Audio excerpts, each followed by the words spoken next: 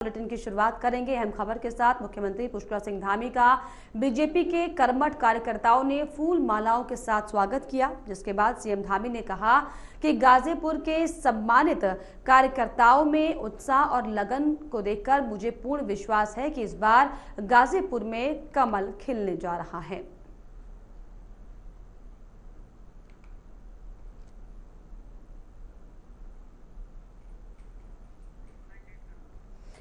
तो बीजेपी कार्यकर्ताओं ने सीएम पुष्कर सिंह धामी का आपको बता दें स्वागत किया है। उत्तर प्रदेश के गाजीपुर जो है मुख्यमंत्री पुष्कर सिंह धामी पहुंचे थे, जहां पर उन्होंने साफ तौर पर कार्यकर्ताओं में उत्साह को देखकर ये कहा कि गाजीपुर में अब की बार जो है कमल खिलने जा रहा है और जो बीजेपी की तैयारी है वो पूरी तरीके से चाक चौबंद दिखाई पड़ रही है।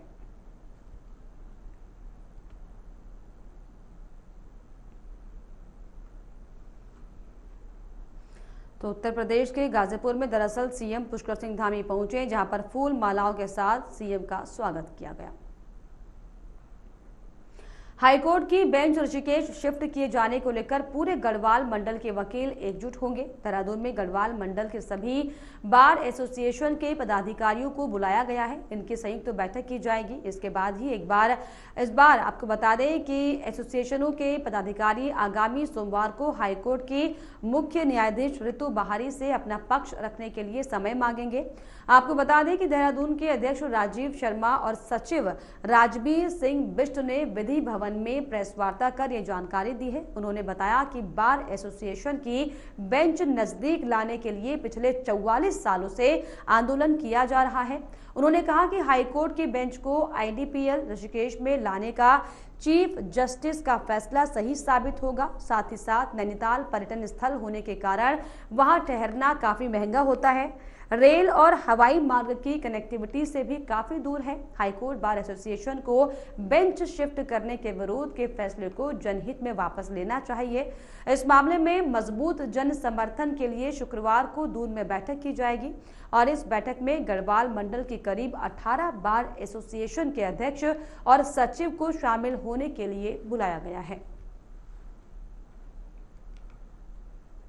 हमारी chief justice of Uttarakhand high court Shrimati Ritu Bahari ji ने एक निर्णय कल दिया है, जिसमें कहा है कि आईडीपीएल जो है मेरे ख्याल से अप्रोप्रिएट जगह है हाई कोर्ट बेंच के लिए।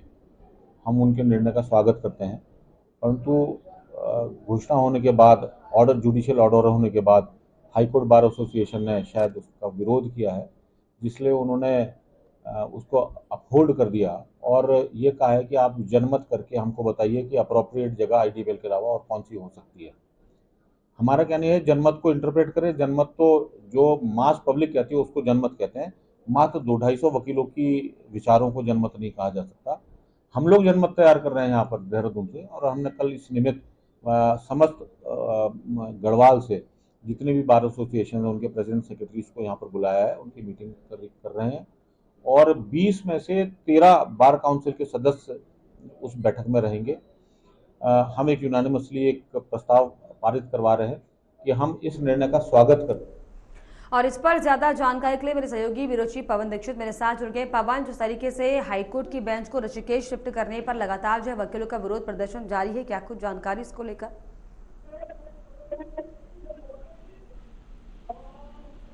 पवन, तो हाईकोर्ट की बेंच को आपको बता दें कि ऋषिकेश में शिफ्ट करने को लेकर बार एसोसिएशन के पदाधिकारियों के साथ हालांकि समीक्षा बैठक हुई है। लगातार जो है विरोध हो रहा है और ये उम्मीद जताई जा रही है कि 44 साल का जो आंदोलन है क्या अब वो रंग लाएगा। पवन, आपको मेरी आवाज मिल रही है? तो रंग लाएगा वकीलों का 44 साल का आंदोलन, ये सवाल हालांकि लगातार बना हुआ है, क्योंकि लंबे समय से आपको बता दें कि जो वकील है वो आंदोलन कर रहे थे और बार एसोसिएशन के पदाधिकारियों के साथ उनकी बैठक भी हुई है और खास जो है निर्णय निकाला गया है।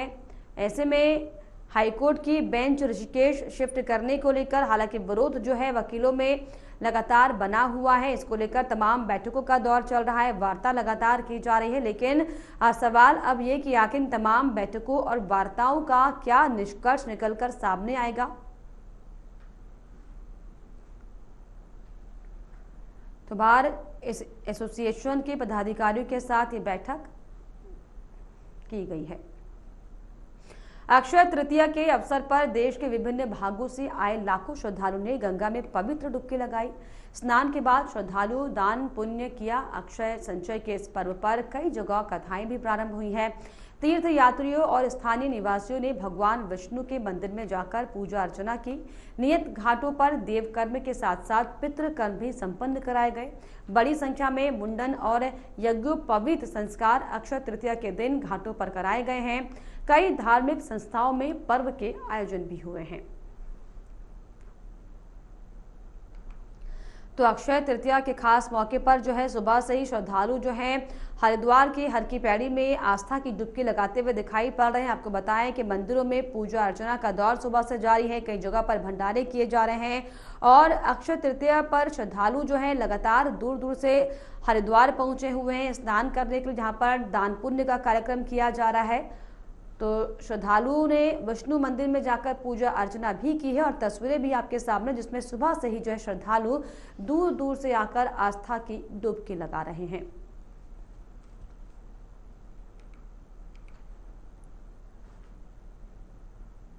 न्यायिक सेवा सिविल न्यायाधीश परीक्षा में पास हुए युवाओं का बार एसोसिएशन ने फूल मालाएं और शॉल उड़ाकर स्वागत किया और उनकी सफलता पर बधाइयां भी दी हैं। आपको बता दें कि न्यायिक सेवा सिविल न्यायाधीश परीक्षा में बाजपुर के 2 युवा, जिसमें गुंजन सिसोदिया ने 9वां और ज्योति सिंह कश्यप ने 16वां इस स्थान पर प्राप्त कर क्षेत्र का नाम रोशन किया। उनकी इस सफलता से क्षेत्र के नौजवानों को न्यायिक सेवा में आगे बढ़ने का हौसला बढ़ा है।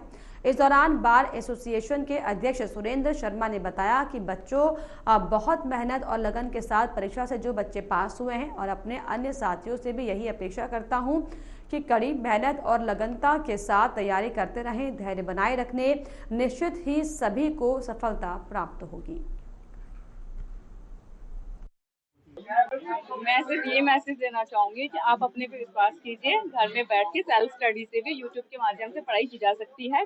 आपको सिर्फ एक स्ट्रेटजी फॉलो करनी चाहिए कि हर स्टेजेस के हिसाब से आप अपने आप को तैयार कीजिए। प्री की तैयारी अलग तरीके से होती है, मेंस की तैयारी अलग तरीके से होती है और इंटरव्यू की भी। पर आप जब डेप्थ में पढ़ाई करेंगे सारे कॉन्सेप्ट क्लियर करते हुए, तो कोई भी स्टेज क्लियर करने में ज़्यादा टफ नहीं रहेगा। मैंने बाजपुर बार एसोसिएशन में एज जॉइंट सेक्रेटरी भी काम किया है और मैं एक एक्टिव मेंबर रही हूँ। तो मुझे लगता है कि लिटिगेशन से मुझे फ़ायदा ही हुआ है। मुझे कोर्ट में काम करने से मेरे कॉन्सेप्ट और क्लियर ही हुए हैं और एक प्रैक्टिकल नॉलेज तो होनी ही चाहिए। देखिए, जुडिशियली जो है जो वकालत के पेशे में आता है, तो जो वकालत करता है उसका हर बच्चे का ये पहला जो ख्वाब होता है कि वो मैं जुडिशियल अफसर, न्यायिक अफसर बनूं। कुछ परिवार की कुछ आर्थिक स्थितियाँ ऐसी होती है, कुछ हर बच्चा जो है वहाँ तक नहीं पहुँच पाता, मगर जो पहुंचते हैं, जो कोशिश करते हैं, मैं उनके लिए ये कहना चाहूंगा कि वो उनको जो है अच्छी तरह से मेहनत करनी चाहिए। क्योंकि कोई भी बच्चा जब कोई भी है किसी चीज के लिए मेहनत करता है तो उसको चीज मिलती है, क्योंकि भगवान भी इस बात को देखता है कि कोई मेहनत करता है तो उसको जो मिलती है। मैं भी 2011 से इस चीज में लगा हुआ था और 2019 में मैं सहायक अभियोजन अधिकारी के पद पर सेलेक्ट हुआ था और आज मैं जो है न्यायिक अधिकारी के पद पर सेलेक्ट हुआ हूँ। बहुत अच्छा लगा। हमारी छोटी सी बार से 2 लोग जज बने हैं। बड़ी मेहनत करी इन बच्चों ने और मैं जो हमारे बाकी साथी हैं न्यू कमर्स, मैं उनसे भी ऐसी अपेक्षा करता हूँ कि वो मेहनत करते रहें, पेशेंस रखें और जरूर ईश्वर उनको भी सफल करेगा। हमारे बहुत सारे और बच्चे हैं जो इस मेहनत कर रहे हैं, जुडिशरी में जाना चाहते हैं और सबको मेरी शुभकामनाएं और इन लोगों को भी शुभकामनाएं कि अच्छे से इनका जीवन चले, अपने काम में सक्सेस हो और खूब तरक्की करें। बहुत अच्छा लग रहा है, बहुत खुशी हो रही है। ऐसा लग रहा है जैसे मेरे ही परिवार से, क्योंकि मैं अधिवक्तागण का मुखिया हूँ यहाँ पर, मेरे परिवार से 2 बच्चे जज बन के जा रहे हैं। मेरे से ज्यादा और खुश कौन होगा। मैं बहुत उत्तराखंड की 4 धाम यात्रा आज से शुरू हो गई है। केदारनाथ के कपाट सुबह 6:55 में खोले गए। केदारनाथ में पहले ही दिन भारी भीड़ के चलते अव्यवस्था देखने को मिली। तीर्थ यात्रियों के एक साथ पहुंचने से प्रशासन को दिक्कतों का सामना करना पड़ा है। केदारनाथ के अलावा गंगोत्री और यमुनोत्री के भी कपाट आज खोले गए हैं, जबकि बद्रीनाथ मंदिर में दर्शन 12 मई से होंगे। इन धामों पर दिन का तापमान 0 से 3 डिग्री तक दर्ज किया जा रहा है, वहीं रात में पारा माइनस में पहुंच रहा है। इसके बावजूद केदारनाथ धाम से 16 किलोमीटर पहले गौरीकुंड में करीब 10,000 श्रद्धालु पहुंच चुके हैं। पिछले साल ये आंकड़ा 7 से 8,000 के बीच था।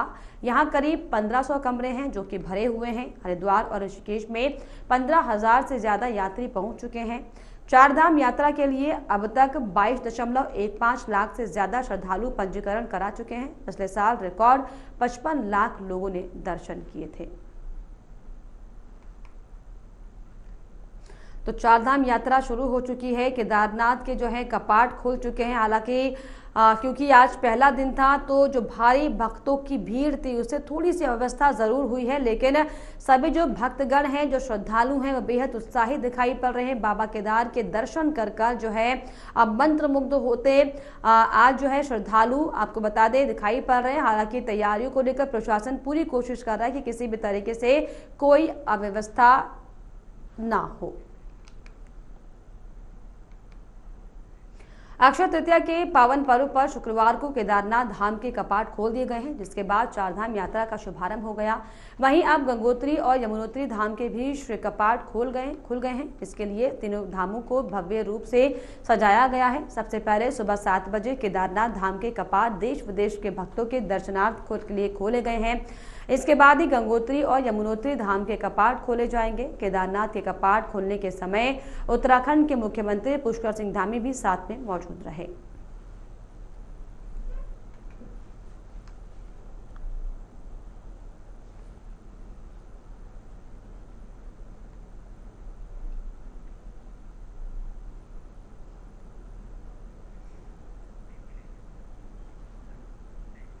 काशीपुर के महुआ खेड़ागंज नगरपालिका क्षेत्र में नाले नालियों का तल्ली झाड़ सफाई अभियान चल रहा है। स्वच्छता सर्वेक्षण अभियान की तैयारी के लिए जनजागरण अभियान तेजी से किया जा रहा है। ईओ सतीश कुमार ने बताया कि स्वच्छता सर्वेक्षण अभियान के अंतर्गत ज्यादा से ज्यादा लोगों को जोड़ने के लिए आत्मनिर्भर बोर्ड तैयार किए जा रहे हैं। उन्होंने कहा कि क्षेत्रवासी अब स्वच्छता के प्रति जागरूक हो रहे हैं और हमेशा स्वच्छता को लेकर इसी तरह का माहौल बना रहे हैं। इसके लिए निरंतर सफाई और अभियान चलाया जा रहा है। क्षेत्र में अधिक से अधिक कूड़ेदान लगाए जाएंगे। सड़क और नाली में कूड़ा ना डालने की अपील की गई है। उन्होंने बताया कि पालिका डोर टू डोर कूड़ा कलेक्शन वाहन चला रखा है, जिसके बाद वाहन में ही अपने घर या दुकान का कूड़ा डालें, जिससे कि क्षेत्र को साफ सुथरा बनाए रखने के लिए सभी क्षेत्रवासी सहयोग करें। और जनता से अपील करते हुए कहा गया कि अपने क्षेत्र को स्वच्छता की श्रेणी में अग्रणी बनाने में सहयोग दें।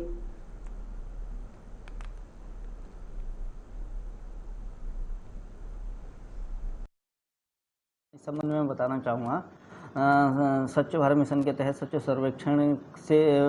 सर्वेक्षण की तैयारी के लिए हमारे द्वारा नगर पालिका महुआ खेड़ागंज के द्वारा नगर क्षेत्र में विशेष जोर से एक सफाई अभियान चलाया जा रहा है, जिसमें नगर क्षेत्र के हर वार्डों की विशेष सफाई अभियान, उनकी नालियाँ और नालों की सफाई अभियान, नगर क्षेत्र से बहने वाले सभी नालों की तली झाड़ की सफाई की जा रही है। और हर वार्ड में से हम उसको डस्टबिन फ्री वार्ड घोषित करने के लिए हमारी तैयारी है। और नगर क्षेत्र से हम पूरी तैयारी है कि हम इस क्षेत्र को डस्टबिन फ्री सिटी हम अपना महुआ खेड़ागंज को हम बनाएं।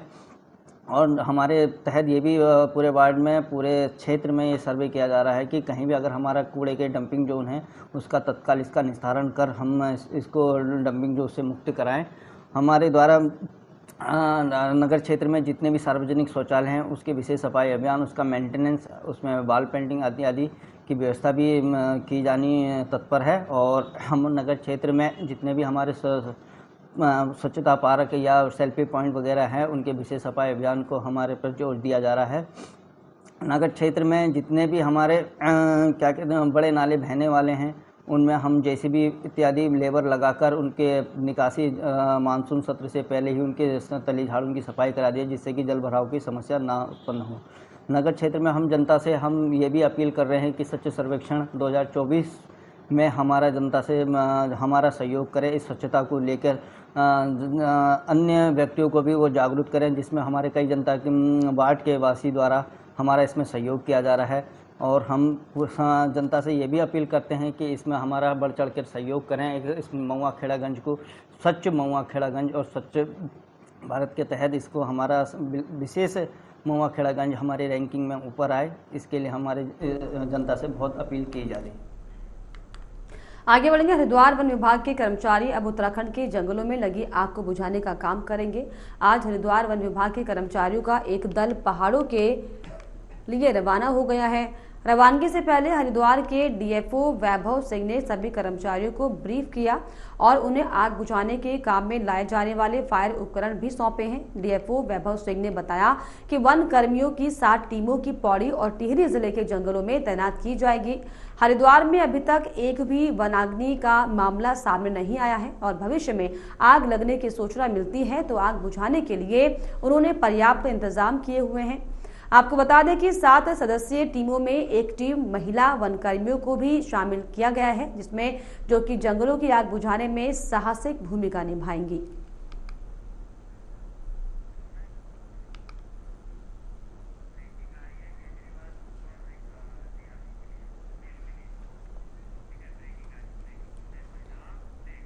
चलिए आगे बढ़ेंगे। बड़ी जानकारी आपको बता दें केजरीवाल से जुड़ी हुई, आपको बता दें कि केजरीवाल को जो है बेल कोर्ट से मिली है इस वक्त की। दिल्ली से ये बड़ी जानकारी आपको बता दें अरविंद केजरीवाल से जुड़ी, जिसमें अरविंद केजरीवाल को अंतरिम जमानत दे दी गई है।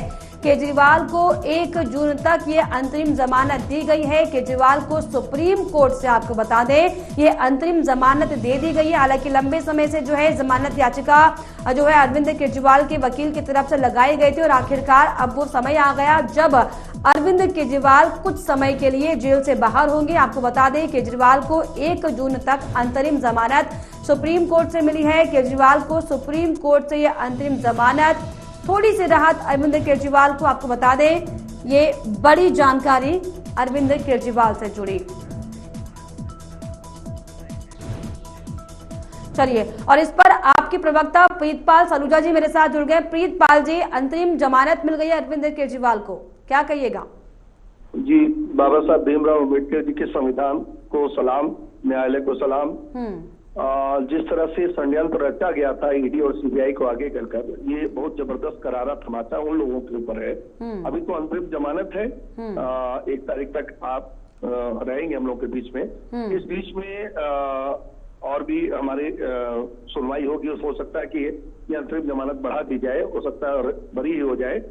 आम आदमी पार्टी और देश का एक एक व्यक्ति जो ये देख रहा था कि तानाशाह कैसे सीबीआई और ईडी का दुरुपयोग कर रहा है और उनको जेल के सलाखों के पीछे डाल दिया। एक ईमानदार आदमी को जो दिल्ली में शिक्षा, स्वास्थ्य, पानी, बिजली, माताओं को, बहनों को बसों में आवागमन, बुजुर्गों को यात्राएं करा रहा था, उस व्यक्ति को उन्होंने जेल में डाल दिया, जिसपे 1 रुपए एक ठेला आज तक, 2 साल पुराना मामला है, एक ठेला भी बरामद नहीं हुई है। और मनी ट्रेल पूरे देश, पूरे विश्व ने देखा कि भारतीय जनता पार्टी ने 60 करोड़ रुपए लेके की है। बिल्कुल, लेकिन सलूजा साहब अभी हालांकि अंतिम जमानत मिली है पार्टी के लिए। हाँ जी जी सलूजा जी, भले ही बहुत बड़ी जीत, बहुत बड़ा समय आपके लिए है क्योंकि अंतरिम जमानत अरविंद केजरीवाल दिल्ली के मुखिया को मिली है, लेकिन अभी मामला जो है खत्म नहीं हुआ है। मनी ट्रेल के आरोप तो भी लगे हुए ही हैं, इसे कैसे देख रहे हैं? बिल्कुल, मैंने कहा ना कि मनी ट्रेल जो सीबीआई और ईडी खोज रही है उसको तो पूरे देश ने आपके चैनल में भी चलाया कि जिस व्यक्ति जो अप्रूवल है उसको भारतीय जनता पार्टी की सहयोगी पार्टी एनडीए जो है टीडीपी उनको टिकट देके चुनाव लड़वा रही है और वो 60 करोड़ रुपए दे किसको रहा? भारतीय जनता पार्टी के। तो मनी ट्रेल कहाँ इधर उधर खोज रहे? मनी ट्रेल तो सामने दिख गई। ईडी और सीबीआई को सजग होना चाहिए और अगर नहीं हुई तो अब हो जाए, क्योंकि देश की अब सरकार बदलने वाली है। सत्ताधारी जो ये अभी बैठे हुए हैं तानाशाह ये हटने वाले हैं। अब ईडी सीबीआई को सजग हो जाना चाहिए। और अभी भारतीय जनता पार्टी के जो बड़े नेता मुखिया है, जनसेवक अपने आप को कहते हैं, उन्होंने कहा भी कि ट्राली भर भर के पैसा जा रहा है, तो ये इसके ऊपर भी वो जांच करे कि ट्राली भर भर के पैसा जा कहाँ रहा है और ले कौन रहा है। तो भारतीय जनता पार्टी का शगुफा खत्म हो चुका है। मोदी और अमित शाह का जो सूरज वो अस्त हो जाएगा। अब अरविंद केजरीवाल बाहर आ गए हैं। हमारा इंडिया गठबंधन की बहुत बड़ी जीत है इसमें है। अब वो चुनाव प्रचार में उतरे, कोई इंस्ट्रक्शन उनके ऊपर नहीं है। चुनाव प्रचार में वो जा सकते, सिर्फ अपनी बात वो नहीं बता सकते जो भी सीबीआई ईडी में उन्होंने कहा है। बिल्कुल, जिस तरीके से हालांकि अब जो है अंतिम जमानत मिली है और दिल्ली में अब चुनाव भी होने, ऐसे में साफ तौर पर ये बड़ी राहत आम आदमी पार्टी के लिए बिल्कुल मान रहे हैं क्योंकि अब चुनावी समय ये चल रहा है। आपने बताया कि चुनावी समर में अब अरविंद केजरीवाल जो है मैदान में उतरेंगे, तो लगता है कि जो ये जितने दिन अभी जेल में अरविंद केजरीवाल ने काटे, इसका सहानुभूति वोट आपको मिल पाएगा?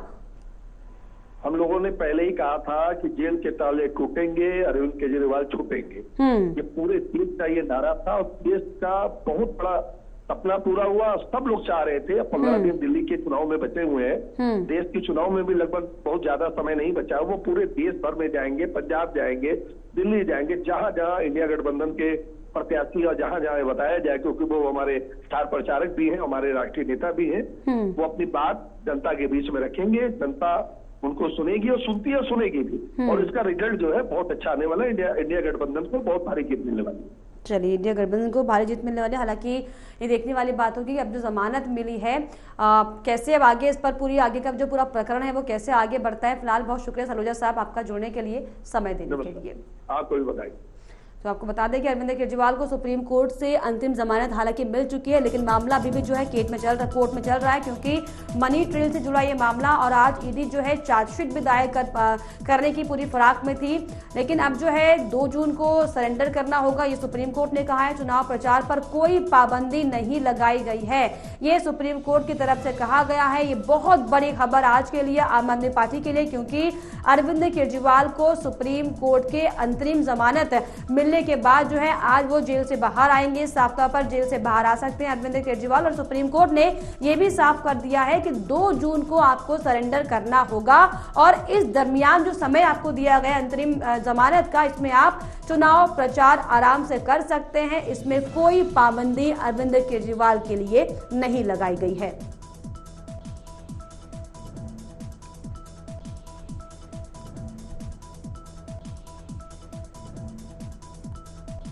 तो 2 जून को आपको बताएं कि सरेंडर करना होगा अरविंद केजरीवाल को। ये दरअसल सुप्रीम कोर्ट की तरफ से कहा गया। ये बहुत बड़ी जानकारी आपको बता दें। अरविंद केजरीवाल की पत्नी हालांकि लगातार जो है चुनावी मोड में दिखाई पड़ रही थी और तमाम जो है प्रचार किया जा रहा था। एक एक कर जो है जेल से अरविंद केजरीवाल की चिट्ठी को भी जनता तक पहुंचा रही थी। लेकिन अब जो है अरविंद केजरीवाल जेल के बाहर हैं, और इस पर ज्यादा बातचीत के लिए मेरे साथ शुभेंदु शेखर जुड़ गए हैं, बीजेपी के प्रवक्ता हैं। शुभेंदु जी, क्या कहिएगा अरविंद केजरीवाल को आखिरकार जो अंतिम जमानत मिल गई, यानी कि सुप्रीम कोर्ट ने ये माना है कि जो आरोप लग रहे हैं कहीं ना कहीं जो है झूठे भी हो सकते हैं, क्या कहिएगा? देखिए, जमानत मिलने का कोई आधार ये नहीं होता कि वो बरी हो गए। सुप्रीम कोर्ट ने जो जमानत दी है वो इंतरिम जमानत दी है। जैसे कई बार परिवार में कुछ गड़बड़ हो जाता है, अब इनको चुनाव में जाना है, इन्होंने रिक्वेस्ट किया है, तो सुप्रीम कोर्ट का जो डिसीजन है उसको हम सब लोग मानते हैं। तो हमें कोई उस पर कमेंट नहीं करना चाहिए कि सही किया या गलत किया। उन्होंने जो किया होगा वो अच्छा किया होगा।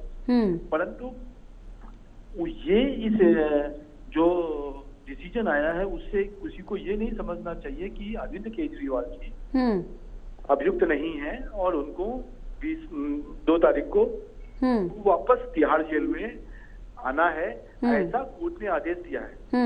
हालांकि सुप्रीम कोर्ट ने यह भी कहा है कि किसी भी तरीके से जो है चुनाव प्रचार वो कर सकते हैं, इसमें पाबंदी नहीं होगी। तो लगता है कि अब बीजेपी के लिए दरअसल थोड़ा सा खतरा पैदा हो सकता है। अभी तक रिटर्न में कोई भी स्टेटमेंट नहीं मिला है।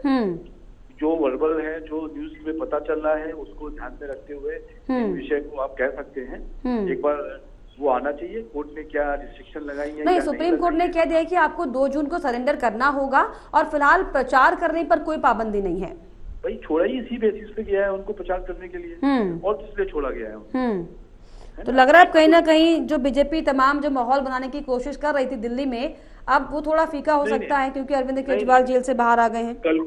कल को ये उनके पास कहने के लिए मौका ना रह जाए कि हमारे केजरीवाल जी जेल में थे तो हम हार गए। अब वो बहाना भी खत्म हो जाएगा और वो पूरा प्रयास कर लें, इतना वो प्रयास कर सकते हैं। दिल्ली की 700 सीट और भारत में 400 से ज्यादा हम सरकार लाकर वोट सीटों को लाकर सरकार बना रहे हैं। और केजरीवाल जी के जेल में रहने और जेल में से बाहर बेल पे आने पर भारतीय जनता पार्टी और इन सीटों पर कोई प्रभाव नहीं पड़ रहा। चलिए, फिलहाल अब अरविंद केजरीवाल का पहला स्टेटमेंट जेल के बाद क्या होगा ये देखने वाली बात होगी। बहुत शुक्रिया शुभेंदु जी, आपने समय दिया एमवी पर जुड़ने के लिए। और इसी के साथ इस बुलेटिन में फिलहाल इतना ही। देश और दुनिया के तमाम खबरों के लिए आप देखते रहिए एमवी नेटवर्क। नमस्कार।